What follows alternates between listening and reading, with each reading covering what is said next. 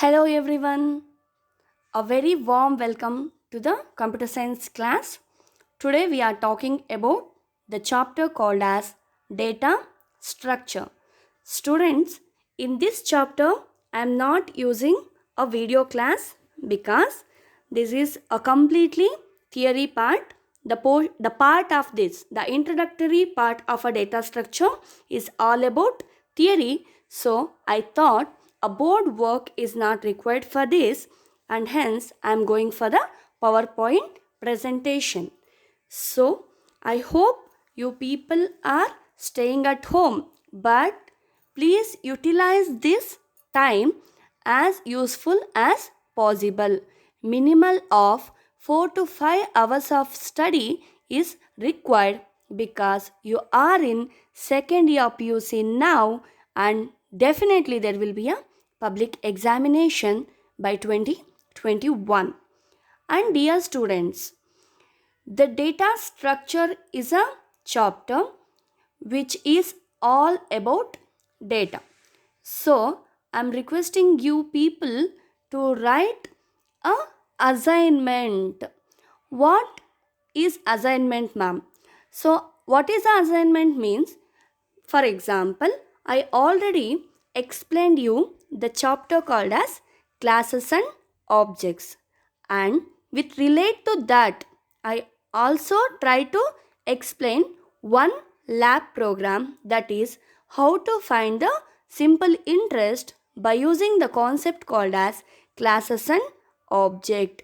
By learning one lab program, you can learn all the 16 lab programs easily because that is a foundation program. That program is the simplest one, and that is a foundation program. How I can call it as a foundation program means, by learning that program you are learning where you need to put a class, where you need to explain the class outside the class definition, how to explain the member functions outside the class definition, and you come to know where to write the void main. Actually I tried to explain you in your lab only because I need a longer board, bigger board, and I went to a college and explained that program for you all. So you people please go through it once or twice. That is also the advantage because in a college website many classes are there, many teachers, all the lecturers are uploading PowerPoint presentations or video classes or whatever it may be. You have the content there itself forever. So whenever you want, you may get some doubts, please you can go through it at any point of time. When you start writing that, you will come with many doubts. At any point of time, we are open to you. That means you can mail us with the doubts. Mail your doubts, or you can drop your questions in a group where we can discuss about them. So, dear students, please go through each and every section properly. That means it may be accountancy, it may be a physics, it may be a computer science, but you have to study. I hope you all doing it. So maintain one long 100-page notebook as a assignment book and write the question and answers.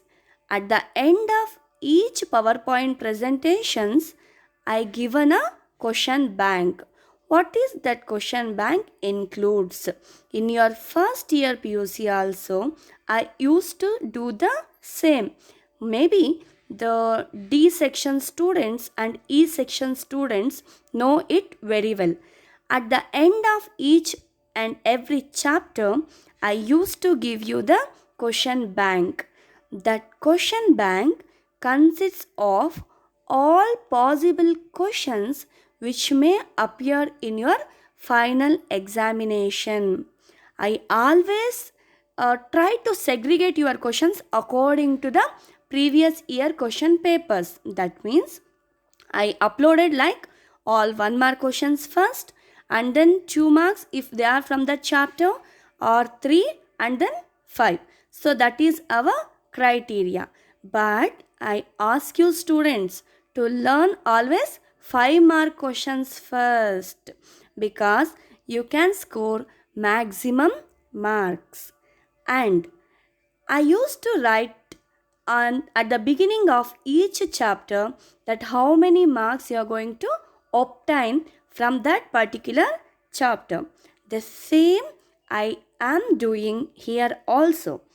From the chapter data structure, you are going to obtain 14 marks. So it's not a smaller chapter. It has 14 marks. For the entire 14 marks, you are learning only minimal number of questions. I explain you students, we always prefer to read less number of questions, but we need maximum marks, right? So the same followed here also. In a chapter data structure, we are going to score more marks and by learning less number of questions. Please don't think that this is the only PPT you are going to score all 14 marks. In this concept, you are going to obtain 2 questions. Out of some 15 slides, you may expect some 2 questions that I already given in the last slide. So I am requesting you to write the question with answer whatever we given in the last slide of each and every PowerPoint presentation as a chapter wise. So after classes and object, you are going to write all the questions and answers. After that, you are going to write the lab program, that is your 6th lab program, to find the simple interest using the concept of classes and objects. After all these, start this chapter, that is introduction to data structure. Introduction to data structure, put in a bracket that it consists of 14 marks. So how they get segregated? So in a next slide, I am going to show you that. See, the 1 mark question, you are going to get 1. So you are going to get 1 3 mark question, and you are going to obtain 2 5 mark questions. So which is very very important. And dear students, I am repeating again, all the 5 mark questions are nothing but here algorithms. So you already know algorithm. Algorithm is nothing but step by step procedure to solve some particular problem. So that algorithms along with a logic we are going to explain in data structure chapter. So all the algorithms whatever you learn in this chapter are nothing but converted programs in your lab. So it is very very important chapter, because whatever you learn in the data structure chapter, the programs will appear in your in your lab examination. So dear students, in a theory part you are going to get algorithms. In a lab you are going to get programs. The logic is same, that you need to find out, that you need to understand. The same logic you are writing as a algorithm in theory, the same logic you are writing as a program in lab examination. So easy now. The programs from 1 to 5, 1, 2, 3, 4, 5 are from the chapter data structures. 6th one is from the chapter classes and objects. So 6, 7, 8, 9, 10, 11, 12, that is from 6 to 12, the programs are from the chapter, from the topics under C++. So again from 13 to 16, you come back to the topics called as data structure. So maximum number of programs are from the chapter called as data structure. So I am repeating you students, you are going to obtain some 15 questions, 15 ಪ್ರಶ್ನೆಗಳು ಮಾತ್ರ from the chapter which are of 5 marks. Okay, which are of 5 marks from the chapter called as data structure. For what? Which marks? For how many marks? For the marks of 14. That is very important. So for the complete 14 marks, you are going to learn about some 15 questions or maximum 18 questions. Not even 18. I guess it will be 15. And all are algorithms. All the algorithms are converted into programs. So I hope with this small introduction we can get into the chapter. So first is, what is data structure? A data structure is a collection on organization of data to perform some operation. Example, we will take your marks cards. So which is always we used to take the same when it comes to the concept of data. Because nowadays data is very important. It has more value. So what is data? Data is nothing but raw facts. For example, as you take a example of your marks card, we collect the data from different departments like accountancy, physics, chemistry, computer science, anything.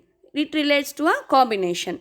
So we take your marks, we put into a, we make it as a process.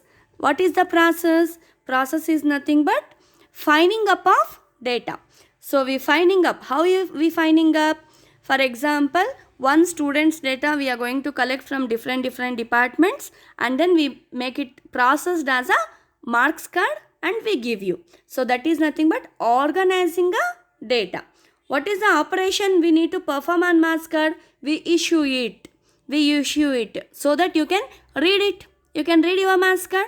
You can't update it because if we give a update option, you can update whatever marks you want. So that is not there. But you can read it and you can go through it each and every marks. And what are the operations, other operations you can perform on that? You can select the data. You can read the data. That means you can read it one after the other. So that is nothing but operation perform on data. So data structure is a collecting and organizing the data to perform some operation. So that is all about data structure. Next is, what are the types of data structures? This is very important. Means it will not appear in your question, but you have to learn what are the types of data structure are available. The first is primitive data structures. Next, non-primitive data structure. Look into the slide, students. A primitive data structure you already know.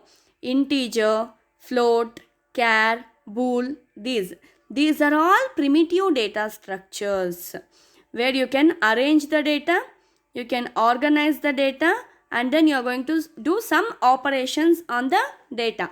You will take int a, B, C, etc. No? And you perform some operation on that, right? In your programs, the same.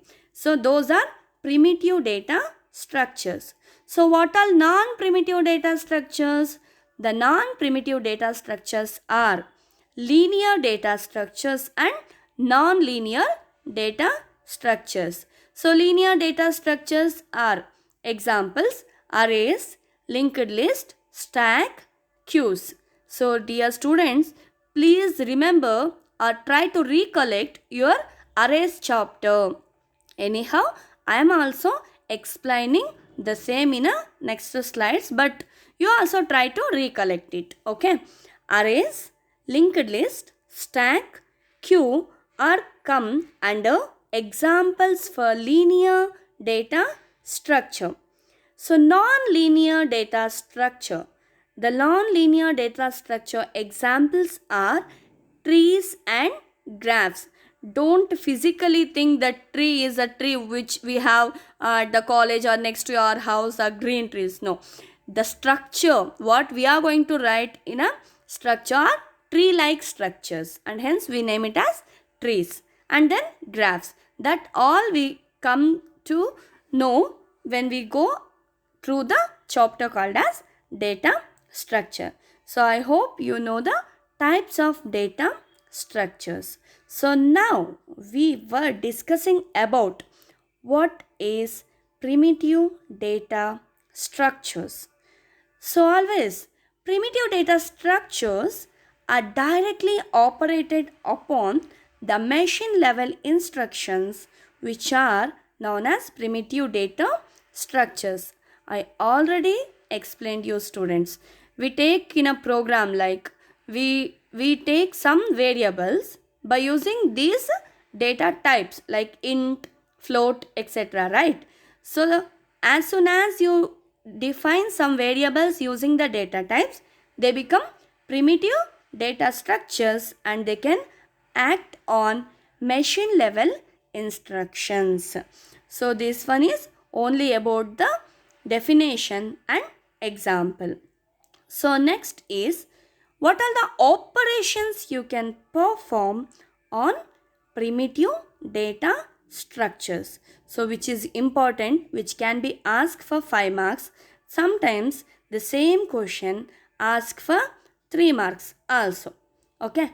So now what are the operations you can do on primitive data structures? The very first is you can create a primitive data structure. Yes, absolutely. A create operation is used to create a new data structure and it reserves some memory for the variables. So when you are going to create a new data structure, it needs memory and it reserves that space. Next is you can select. What is select?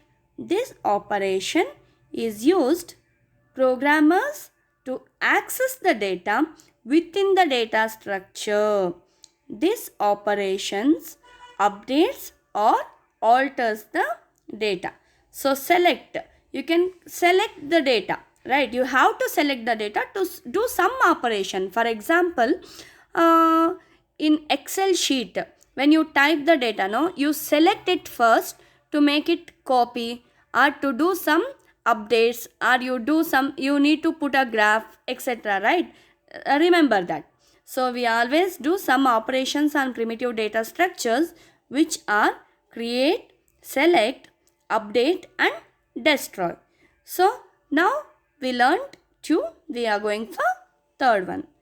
Third one is update. This operation is used to change the data of data structures. That is, we given some value. Maybe after some days we come to know that it needs to update. So we do a operation called as update. You can do it. You can do it on primitive data structure. Next is delete. That is destroy. This operation is used to destroy or remove the data from the data structure. That means from the memory of a computer. So the 4 operations you can perform on primitive data structure are create, select, update and destroy. So try to recollect it because it is very important for the examination of point. So next is non-primitive data structure. So what is non-primitive data structure? A data structure that are derived from primitive data structures are called as non-primitive data structures. Examples: arrays, linked list, files, etc. So when we come to each and everything, we come to learn in detail, students. No issue. A non-primitive data structures only we are going to talk about in a chapter called as data structure. Primitive data structures are nothing but the basic data structures that we are not going to discuss anyhow. We are going to learn about non-primitive data structures, that are arrays, linked list and then files. So non-primitive data structures also do some operations. So what are the first we learn about types of types of non-primitive data structures. So the types of non-primitive data structures are linear data structures and non-linear data structures. Linear, in that word itself, the meaning is there. You can write the definition. So linear data structure is nothing but arranging elements in sequential order. That means one after the other, one after the other. How a line will be? How a line? Line is there, no? In linear, the word line is there, L-I-N-E. So line is nothing but, one after the other.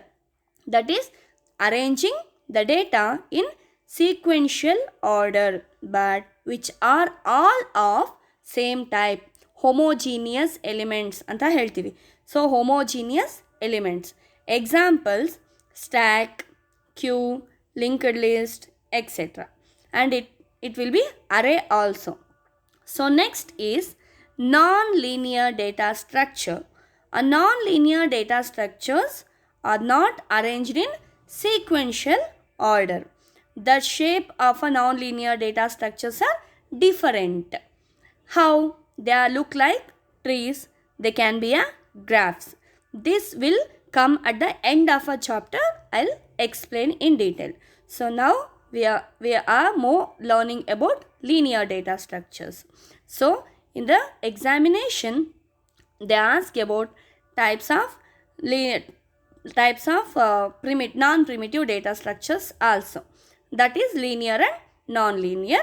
And then we have to quote the examples. Remember students, each and every question when they ask for definition, even in your first year PUC also, I used to tell this. That means when the question paper, when this teacher asks for the definition or they give what is so and so, you need to give definition. You need to give the definition along with example. Examples always give you marks. That means they enhance the answer. They give more, they boost up the answer. So try to give the examples. So next is, what are the operations you perform on non-primitive data structures? So this one is very, very important. The question also can be asked like, what are the operations you performed on linear data structure? What are the operation performed on non-primitive data structure is same as what are the operations performed on linear data structure. What are the operations performed on arrays? All are same. And remember students, the 5 words 1, 2, 3, 4, 5, the same operations you are going to do in a lab programs also. Traversing, insertion, deletion, searching, sorting. So these are very, very important. The same names, remember the names, because from this chapter it is easy to remember also. The data structure chapter is easy to remember. See, we learn about the definitions first so that I can explain you how you are going to learn the operations on non-primitive data structures and how I can link the same to your lab also. So I'll explain you each and everything. I can explain you how you can make link with the theory part to the lab. Okay. First is traversing. What is traversing? The process of accessing each element exactly once to perform some operation is called traversing. That means you are going to access each and every element at least once. That is nothing but traversing. Second is insertion. The process of adding a new element into the given collection of data elements is nothing but insertion.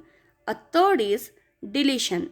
The process of removing an existing data element from the given collection of data elements is nothing but deletion. What is searching? Searching is a finding location of a data element. You are not finding a data element. You are finding the location of a data element. For example, ಮನೆಯಲ್ಲಿ ಯಾರಾದರೂ ಏನಾದರೂ ಕೇಳ್ತಾರೆ, ನನ್ನ watch ಎಲ್ಲಿಟ್ಟಿದ್ದೀನಿ ನೋಡು ಅಂತ. You are not finding the watch there, you are finding the location where you kept your watch.